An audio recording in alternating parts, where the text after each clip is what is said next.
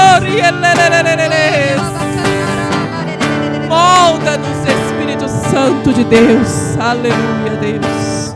Molda-nos. Molda-nos. Que os que confiam no Senhor revigoram suas forças. Suas forças se renovam. Posso até cair ou vacilar, mas consigo levantar, pois recebo dele asas. E como águia me preparo pra voar. Eu posso erga os teus braços muito além.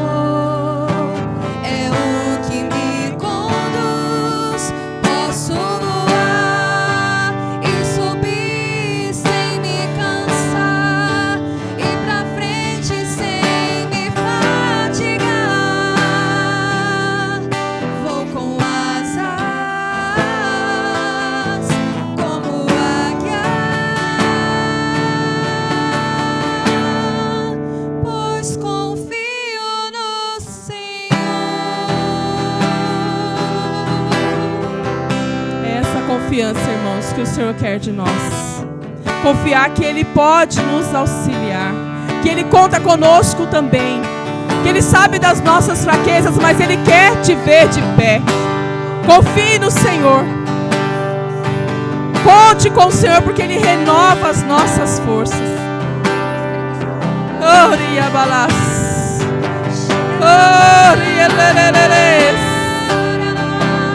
Renova este jovem, Senhor. Renova, Senhor. Renova. Renova, Deus. Queremos confiar em Ti, Senhor.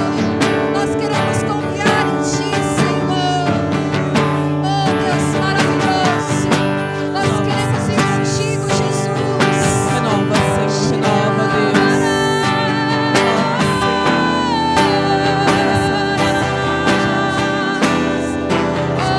Canta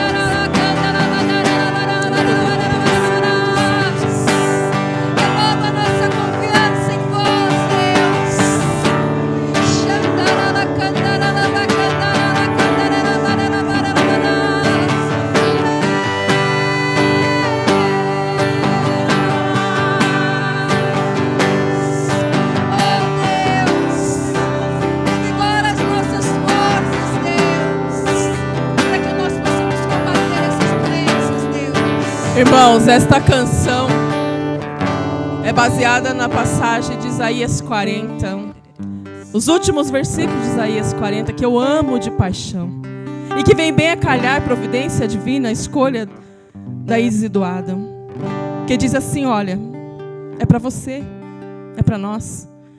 Até os adolescentes podem esgotar-se, e jovens robustos podem cambalear, mas aqueles que contam com o Senhor renovam suas forças. Ele dá-lhes asas de águia, correm sem cansar, vão para frente sem se fatigar. O Senhor manda dizer: confie nele. Vocês podem cambalear, podem cair, mas Ele vai renovar a força de cada um de vocês. Cantemos de novo, fazendo desta canção a nossa oração e o nosso agradecimento ao Senhor que nos levanta.